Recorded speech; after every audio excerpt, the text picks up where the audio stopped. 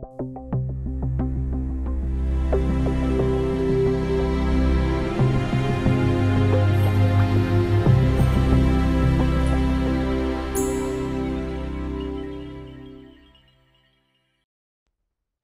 buenos días, ¿cómo están ustedes? Gracias por venir una vez más. Aquí estamos estudiando el curso que se llama La Teología del Pacto.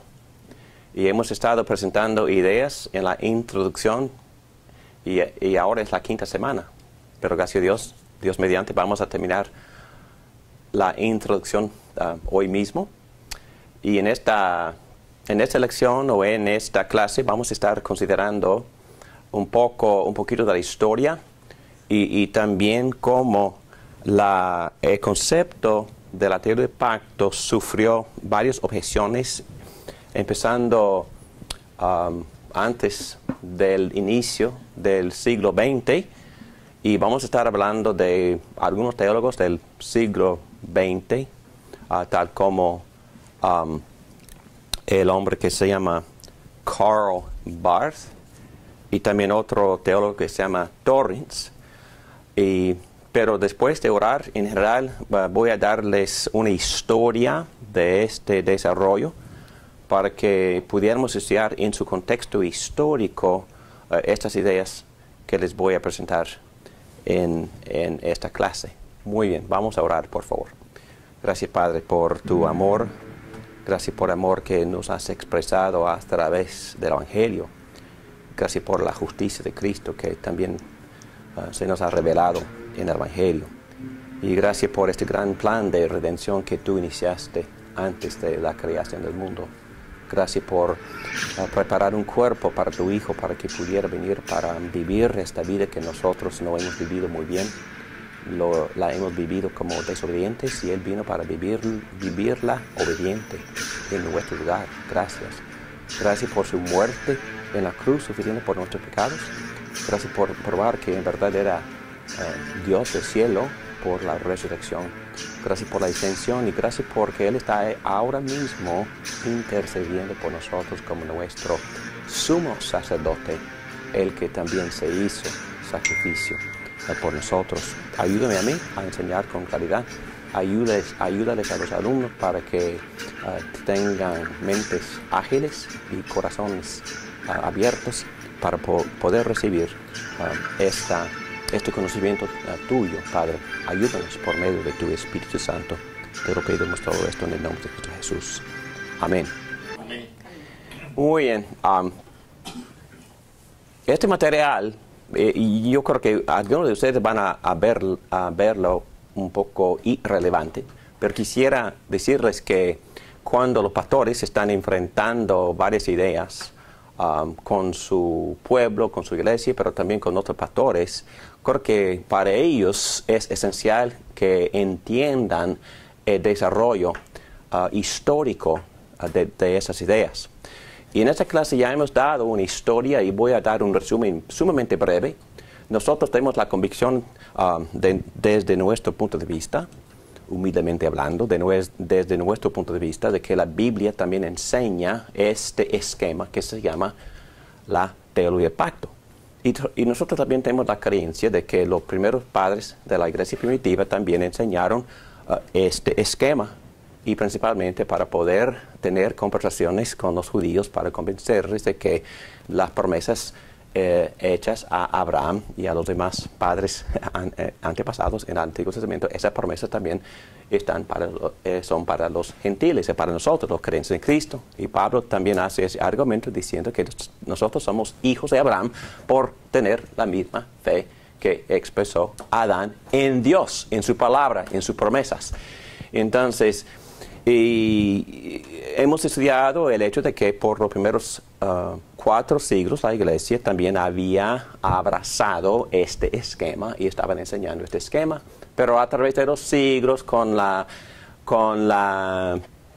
forma política de la Iglesia Católica, la Iglesia empezó a perder muchas cosas, a perder el mismo Evangelio, y por eso bajo la providencia de Dios levantó a los que se llaman hoy en día los reformadores. Entonces brotó lo que se llama la reforma de la Iglesia, en el año 1517 con Martín Lutero, pero también habían otros hombres que habían participado en recuperar, no inventar, recuperar esta teología. Y después de Lutero vino Calvino, pero después de Calvino vino muchos más, otros. Y un grupo en especial en Inglaterra que se llama los puritanos también no solo abrazaron este concepto, pero lo pusieron en práctica en sus comunidades. Es decir, crearon una comunidad moral estable, con buenas familias de integridad y establecieron muchas cosas muy impresionantes, aun para los historiadores seculares, es que estudian los puritanos por su forma de vivir, su manera de gobernarse y también por la estabilidad de sus familias y la moralidad en que vivían en aquel entonces. Pero también durante este mismo tiempo, y aquí tenemos a un esquema, los padres de la iglesia hasta Agustino, la iglesia católica en el medio había perdido estos conceptos, y luego la reforma con los puritanos, y también ayudado mucho por este teólogo Calvino. En el medio del siglo XVII, algunos que se llaman divinos teólogos, un grupo bastante grande, también formó o escribió lo que se llama la Confesión de Fe Westminster. En esta última parte de la introducción vamos a estar considerando algunas objeciones a la teología del pacto. Pero en general, al considerar estas objeciones, vamos a meternos en detalle en un momentito, pero quisiera decirles que no es raro que haya objeciones, porque la gente siempre resiste la voluntad de Dios. Y lo que pasó en la iglesia, digo la iglesia norteamericana en general, antes del siglo XX, es que los filósofos que salieron de la era de la iluminación empezaron a meter sus ideas en los teólogos, y los teólogos enseñando en los seminarios tuvieron muchísima influencia en las iglesias con los pastores, y lo que pasó es lo que nosotros hemos llamado el liberalismo. Y también, hablando con los pastores en otros países, en Sudamérica, por la influencia de ciertos misioneros, ellos también han tenido que luchar en contra de estos mismos conceptos. Entonces, vamos a nombrar dos teólogos en esta lección, pero en general hay que entender que toda la iglesia, empezando en Inglaterra, en Alemania, pero estas ideas vinieron a los Estados Unidos y por los misioneros americanos fueron también a Sudamérica. Y lo que la iglesia ha tenido que sufrir es una pérdida de algunas cosas fundamentales, así como los liberales en general, no me gusta el término, pero los modernistas quisieron complacer al hombre moderno científico por quitar de la Biblia cualquier concepto milagroso o sobrenatural y explicar los milagros en términos seculares o en términos científicos. Entonces, en general, cuando yo estuve estudiando este material para poder presentárselo hoy, yo me di cuenta de que algunos de estos teólogos, principalmente el teólogo que se llama Karl Barth, él, en otras palabras, no lo criticamos mucho porque durante la Segunda Guerra Mundial, todo el mundo teológico empezó a darse cuenta de que los mitos y las fantasías de la teología liberal en verdad no funcionaban. Porque habían negado que el hombre en su naturaleza es pecaminosa, y brotó Hitler para convencer a todo el mundo que en verdad existe la maldad. El hombre en su esencia, en su naturaleza es pecaminosa. Entonces, los liberales estuvieron tratando de moverse un poquito más al concepto bíblico ortodoxo, y el teólogo que ayudó muchísimo en esta área fue Karl Barth. Pero Karl Barth no viajó suficiente. Es decir, no llegó completamente a un concepto totalmente bíblico, pero ayudó muchísimo. Y vamos a nombrarlo como uno de los que protestaron en contra del concepto de la teoría del pacto.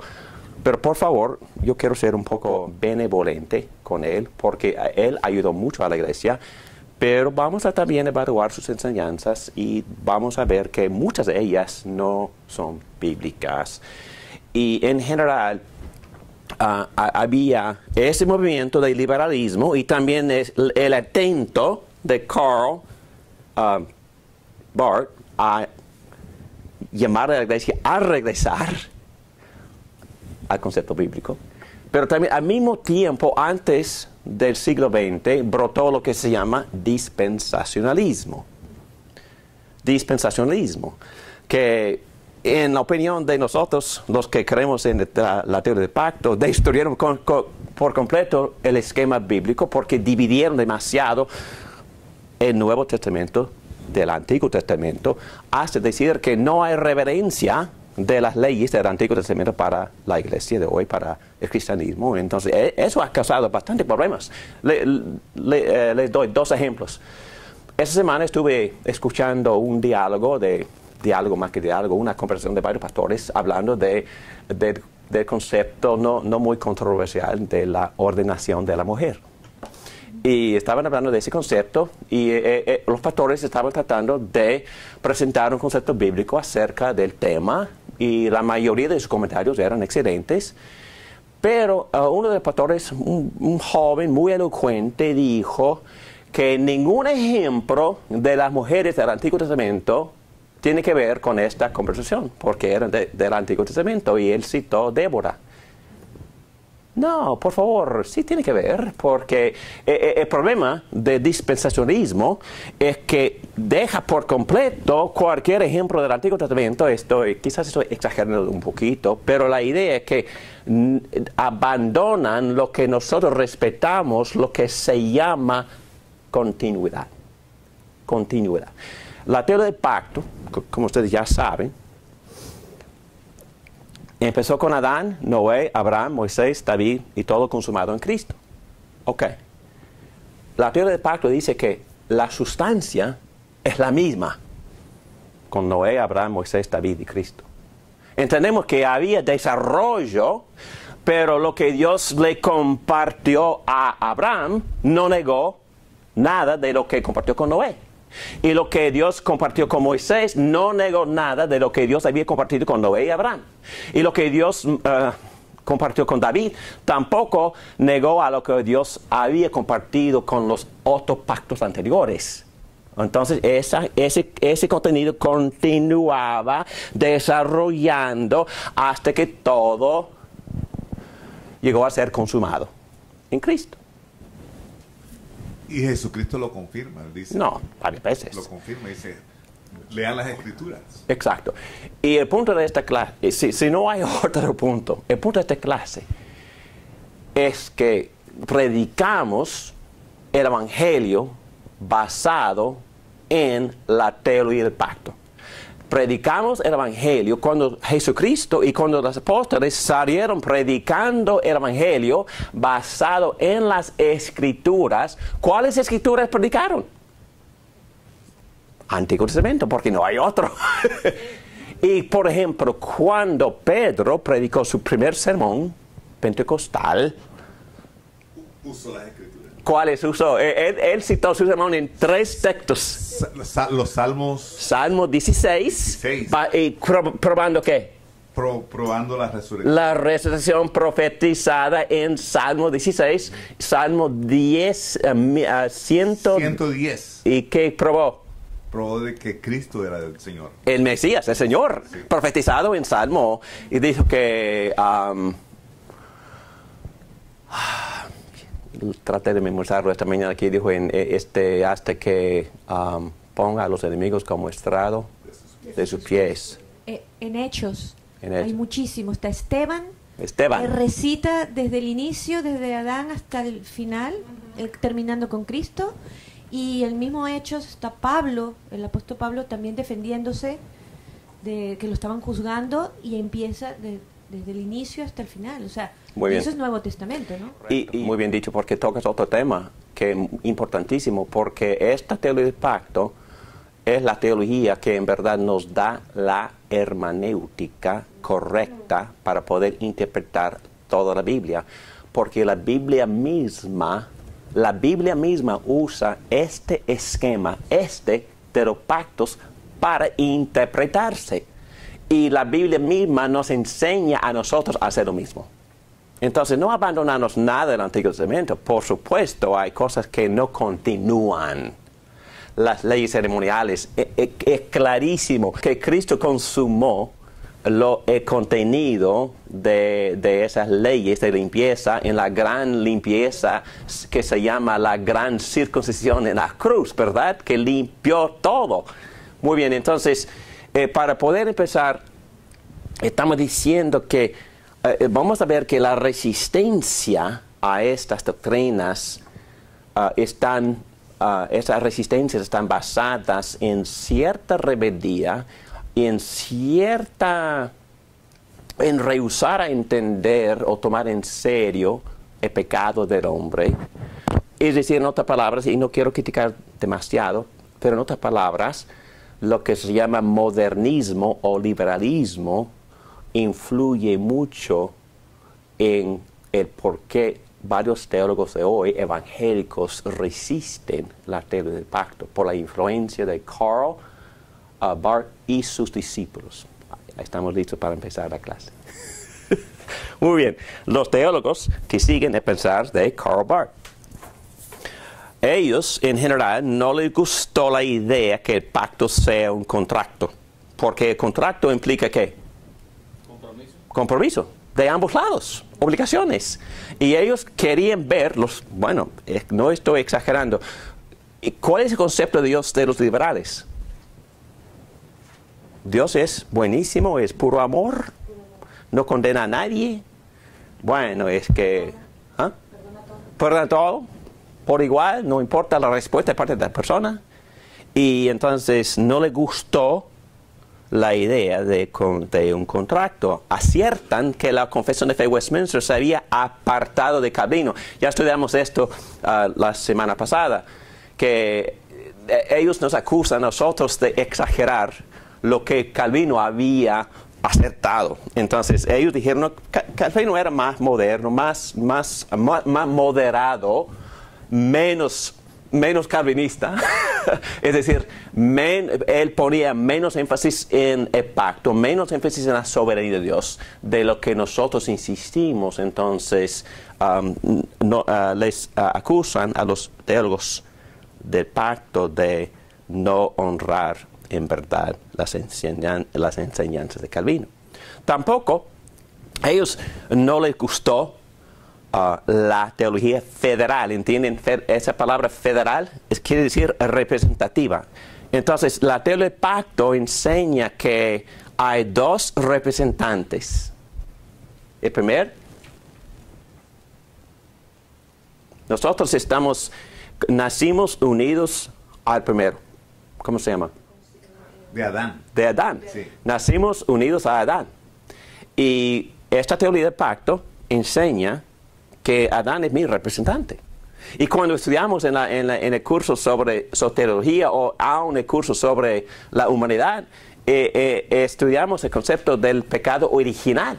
¿Por qué creemos en pecado original? Porque inició en el Edén con Adán.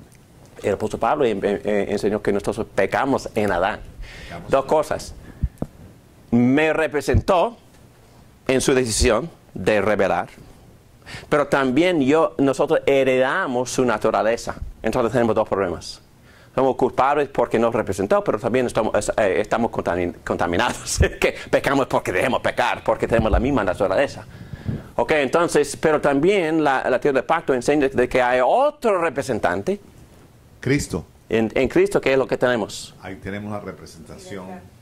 ¿Cuáles son los dones que recibimos? De la gracia. El perdón. Y recibimos pecado y muerte y ahora recibimos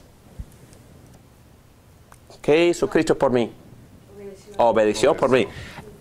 Recibimos por medio de nuestra unidad con Cristo obediencia, justicia perfecta que nos cubre. Cristo obedeció por mí. Qué bueno. Pero también recibimos la vida eterna, basado en su resurrección. Entonces, a ellos no les gustó representación, porque de su manera de ver las cosas, bueno, se está bien. You're okay, I'm okay. ¿Tú estás bien? No estoy bien. No creo problema. Entonces, resistieron este concepto. Una pregunta, perdón.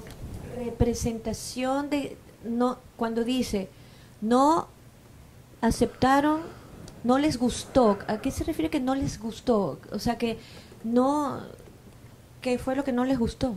No entiendo. Yo puedo dar un buen ejemplo de no les gustó. Un día oficié un funeral en Fisher Island. ¿Ustedes saben dónde es Fisher Island? Sí. Sin exagerar, los más ricos del mundo viven en Fisher Island. Los más ricos del mundo viven en Fisher Island. y no sé por qué, no sé. Alguien me puso en contacto con la viuda y me llamó. Y hablamos por hablamos por una hora. Y hablamos de cosas espirituales por una hora. Y el momento en que yo mencioné la palabra mediador, en el minuto 71 me colgó. Mediador estaba hablando de Cristo. Definitivamente. Los liberales no les gusta el concepto de representación de un mediador. ¿Por qué?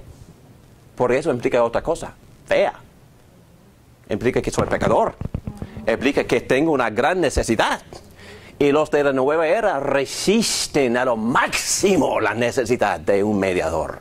Todo es individual, todo individual, personal, y yo puedo. No hay cosa más ofensiva de este concepto. Voy a usar el término teológico. Federal, el concepto representación, el concepto mediador. Ofensivo. Porque no hay nada de mí. Es que yo nada más me pongo en contacto con la chispa divina dentro de mí y ya estoy bien. Y no estoy diciendo que estos teólogos eran o fueran de nueva era, nada de eso, pero habían minimizado la doctrina del pecado del hombre. ¿Ok? Y a pesar de que la Segunda Guerra Mundial había aplastado totalmente sus conceptos falsos e erróneos. Bueno, tampoco no les gustaron los puritanos, y es un concepto aquí muy importante y muy interesante, porque es un poco complicado. Los puritanos eran precedentes y contribuyentes a la teología del pacto por su énfasis en la santidad personal. Pero los discípulos de Barth consideraban a los puritanos demasiado severos y contra el gozo y la felicidad. Hay un dicho de los que critican los puritanos, es que los puritanos existían para buscar a cualquier persona feliz y gozo y quitarle su gozo.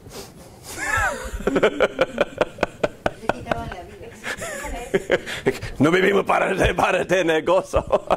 Pero yo diría que eso es un estereotipo. Es un estereotipo. Porque, y menciono este libro, The Scarlet Letter, La Letra Escarlata, novela, ficción, por Nathaniel Hawthorne. Nathaniel es un libro famoso. No sé si ustedes han escuchado de este libro, pero en inglés es un libro famoso porque... película también, porque presenta una disposición sumamente severa de los puritanos. Y este Hawthorne es un rebelde, un joven que había salido de la comunidad y salió para protestar la santidad que ellos estaban insistiendo en que las personas recipientes del pacto de Dios vivieran vidas santas. Los puritanos fueron los que llegaron de Europa para Estados Unidos, exactamente, ¿verdad? Hay una explosión en este momento, como una guerra videos a montones hablando de los puritanos que son malvados. Malvados, claro que son malvados. ¿Qué puede ser más malvado que insistir en el concepto de sexo dentro del matrimonio? Malvadísimo, ¿verdad? Entonces, qué malo. Y entonces insistir en que el hombre sea fiel a su esposa.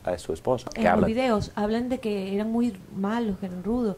Severos. Yo diría, y no es solo mi opinión, vamos a empezar aquí. Los puritanos no eran nada perfectos. Vamos a empezar ahí. Y también yo leí un tesis para un doctorado de un muchacho que había escrito sobre cómo los puritanos a veces habían aliado con el gobierno y para practicar ciertas injusticias en contra de minorías. Entonces, todo eso es verdad. Existe hasta hoy. Existe hasta hoy en la familia reformada. Perdóname por decírselo, pero sí existe. Pero los puritanos estaban tratando de hacer dos cosas. Solo una cosa. Estaban tratando de purificar la iglesia anglicana o en Inglaterra, la iglesia de Inglaterra, de cualquier remanente, vestigio de catolicismo. Entonces, para llegar a la pura evangelio de la gracia y también a una vida de santidad basado en la teología de la gracia. Y ellos vinieron a los Estados Unidos y se establecieron en lo que se llama hoy en día Nueva Inglaterra, y ellos formaron comunidades bien estables, que practicaban una muy buena moralidad y santidad, y bueno, tienen una influencia muy positiva hasta que los historiadores seculares, que no tienen ese tipo de perjuicio, están tratando de entender cómo ellos pudieron crear una comunidad de justicia, paz y moralidad, porque es impresionante lo que hicieron. Pero al mismo tiempo había sido creado lo que se llama un estereotipo de esos puritanos, y por eso estos teólogos, discípulos de Karl Barth, están resistiendo esas características que ellos usaban para definir o describir esa comunidad, diciendo que era una comunidad abusadora. En este caso, en esa novela, obviamente, habían tratado de forma malísima a esa mujer. Y esa crítica tiene razón, pero no necesariamente caracteriza a todos los puritanos. Tampoco no les gustaron las obligaciones de obras. En los redimidos, acusaron a los teólogos de pacto de haber abandonado la salvación por pura gracia. Entonces, por insistir en obras,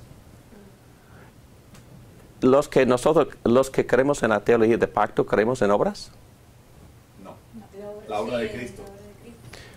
¿Pero no hay lugar para obras? Otra pregunta, ¿podemos ir al cielo sin hacer buenas obras?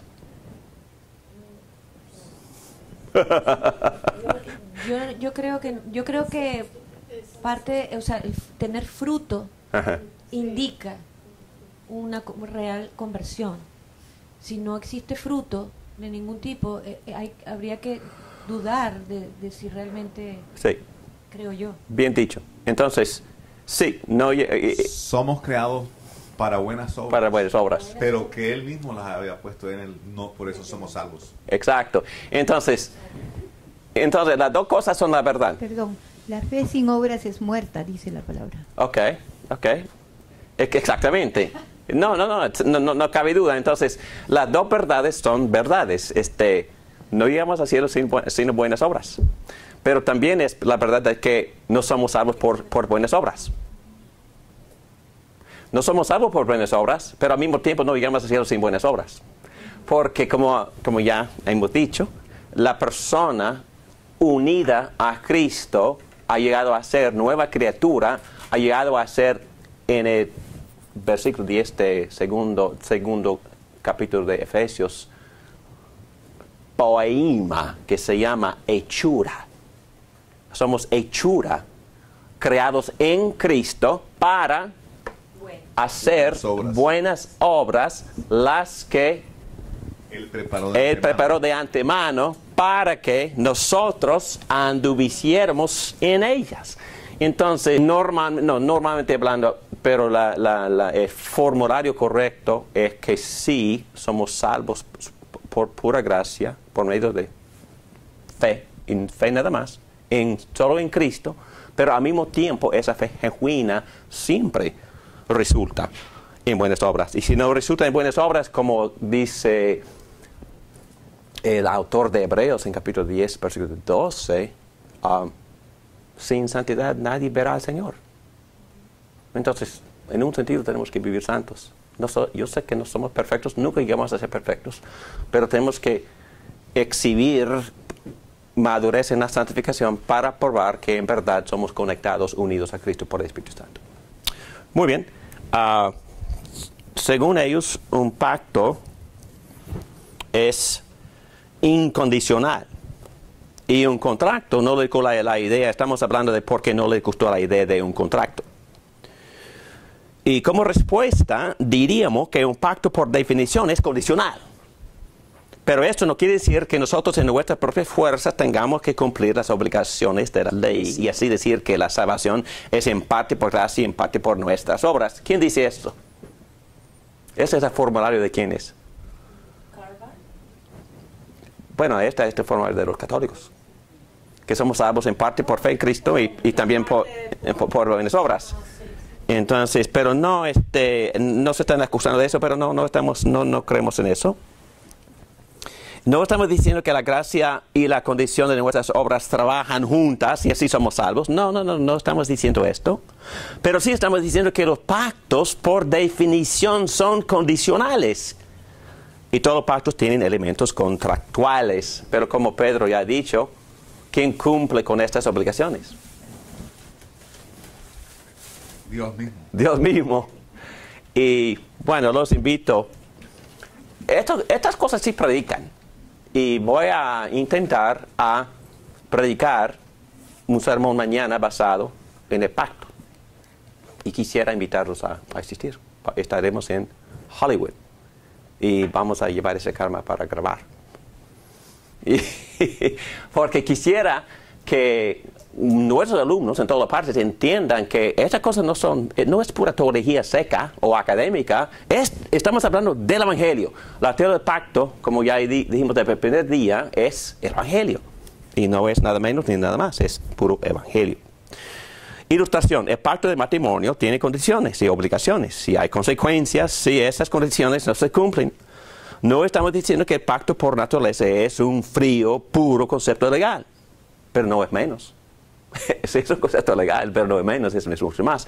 Porque Dios empezó con sus promesas cariñosas y hay muchos aspectos más allá del concepto legal, pero también incluye ese concepto legal.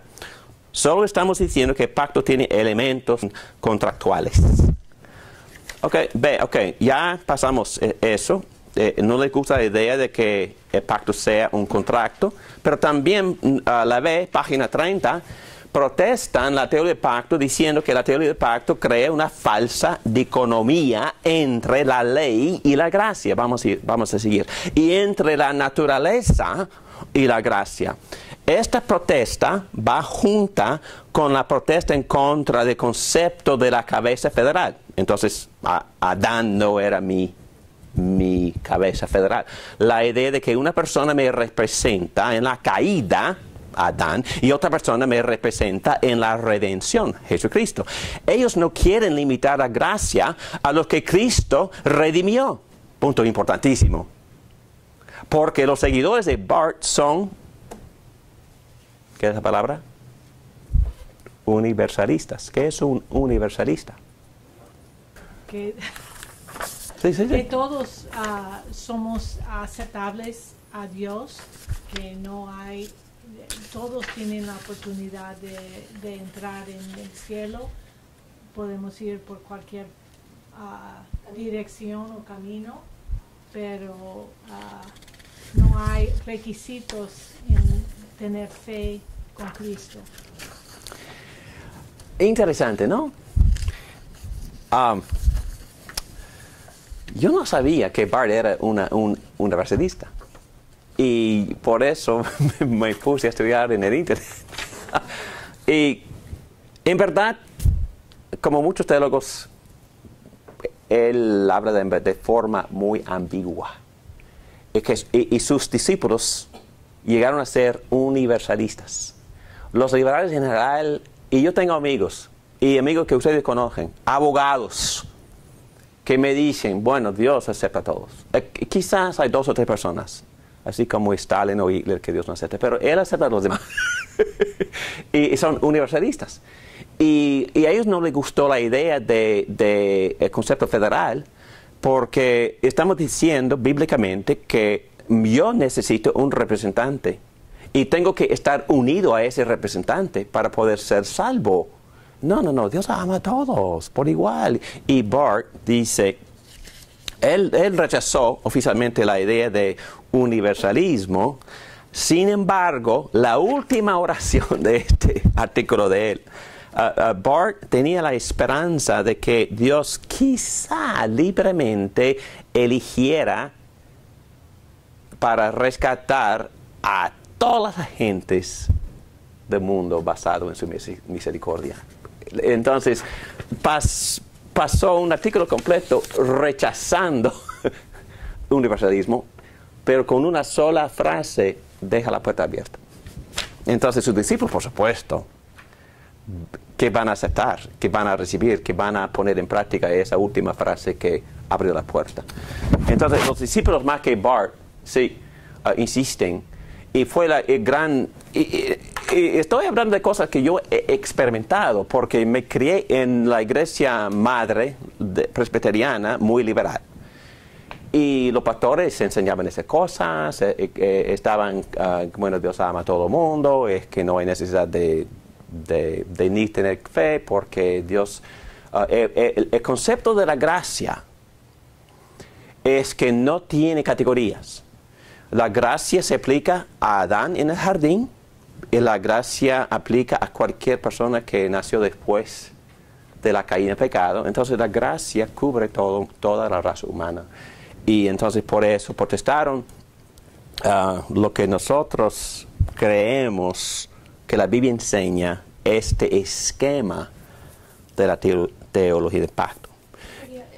Rapidito, un comentario que mirando, observando la historia de la iglesia, yo observo que nos hemos ido desde, bueno, al principio no, pero después con la Iglesia Católica, desde darle hincapié a la justicia de Dios, porque todo era Dios te va a castigar, Dios te está mirando, Dios, entonces como un miedo, terror a Dios. Y en la historia se ha ido como que ahora estamos de un extremo al otro extremo. Ahora que Dios es puro amor y no es justo, o sea, no existe justicia. Ahora, aunque seas la persona más mala del mundo, te vas a ir al cielo. Entonces hemos pasado como del infierno, de que todo el tiempo te vas a ir al infierno, hagas lo que hagas, vas a ir al cielo. Entonces espero en Dios que llegue una etapa de la iglesia que realmente sea la real y la verdadera, ¿no? Que no ponga tanto énfasis en un lado de Dios o en el otro lado de Dios, sino que se predique al verdadero, ¿no? Al verdadero Dios. Muy bien dicho, porque lo que se está diciendo es exactamente lo que pasa, es que llegamos de un extremo al otro y de este extremo a regresando. Entonces eso sí pasa. Y lo que tenemos que mantener, y creo que vamos a tocar ese mismo punto más adelante en esta misma clase, que siempre hay conflicto entre la justicia de Dios y el amor de Dios. ¿Hay conflicto? No existe ningún conflicto. Y este aparente o alegado conflicto se resuelve ¿dónde?